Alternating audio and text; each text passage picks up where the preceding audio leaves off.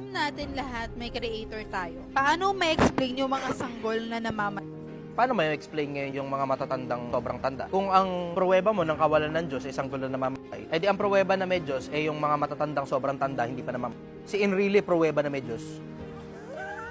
Ganun ang labas nun. Alam mo, mga tao mabubuhay kung mabubuhay. Pero simple lang naman ang konsepto eh. Ang paraan para makatulan mo lahat sama-sama, sabay-sabay. Nang wala ka masyadong maraming conflict sa isip mo. O ikaw ang Diyos, pabayaan mong mabuhay yung mabubuhay, pabayaan mo mamamatay. Wala masyadong pakikialaman, maliban na lang divine intervention. Tapos let just life happens. Pagdating sa dulo, tsaka ka ngayon nakatulan. Kaya nga may pag-uukom. Kaya nga, pansinin mo, hindi totoo ang karma. Paano ko nasabing hindi totoo karma? Kasi kung totoo karma, paano mo papaliwanag sa akin yung mga politikong kamal-kamal milyon-bilyon na? Yung iba nga, bilyon-bilyon pa eh.